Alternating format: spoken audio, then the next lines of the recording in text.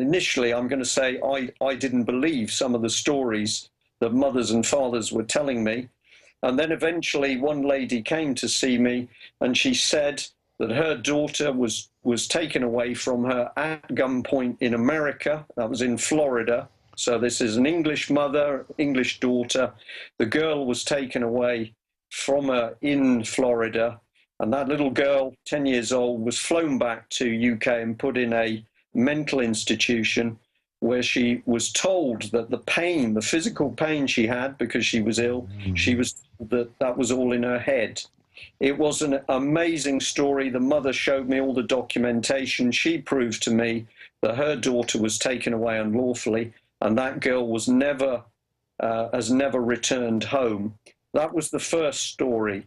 And then we got to the stage where we were getting 3 or 4 stories a week of children being taken away under false pretenses, false testimonies, falsified court documents, perjury in court. And then we started to hear about children taken away, and those children were clearly being abused. And then abuse victims started to come forward. And I began to research. And of course, I learned from other people, not only in America, but in other countries, who were saying that basically governments were themselves taking and trafficking and abusing children. Now, some of your audience won't believe this, but I'm going to say it's happening in America, it's happening in Britain, it's happening worldwide. And the abuse of those children is carried out by paedophile rings. These are not dirty men in raincoats. These are men and women right through the strata of society.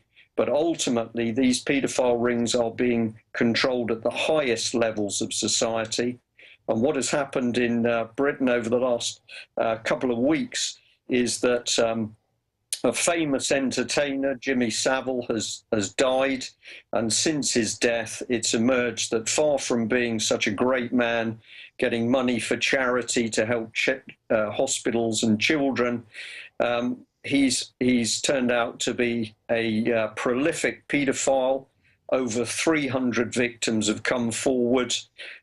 He was abusing children on his own. He was abusing them with other people, and there were other groups abusing these children.